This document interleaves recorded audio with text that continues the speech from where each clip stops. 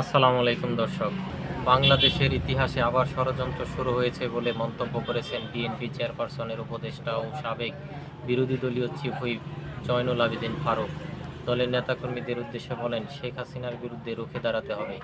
অন্তর্বর্তীকালীন সরকারের কাছে বলতে হবে, যদি ইন্ডিয়া থেকে শেখ মুজিব হত্যার আসামিকে বন্দি বিনিময় চুক্তির মাধ্যমে নিয়ে এসে ফাঁসি দিতে পারে, তাহলে অবিলম্বে শেখ হাসিনাকেও দেশে এনে বিচারের আওতায় নিয়ে আসতে হবে।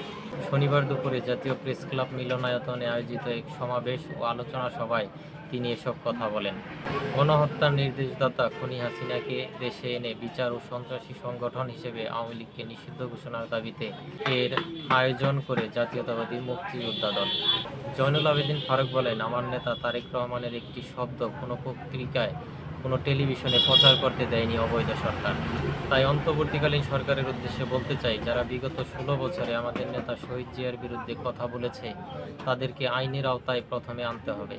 এ সময় ডিবির হারুনের উদ্দেশ্যে জয়নুল আবেদীন ফারুক বলেন, কোথায় হারুন, কোথায় বিপ্লব? তাদেরকে খুঁজে বের করতে হবে। যারা এই ছাত্র আন্দোলনে গুলির নির্দেশ দিয়েছে, তাদেরকে খুঁজে বের করতে হবে।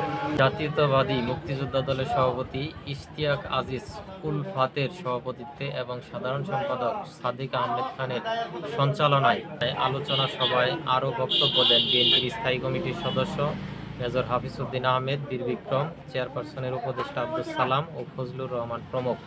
ধন্যবাদ দর্শক, আসসালামু আলাইকুম।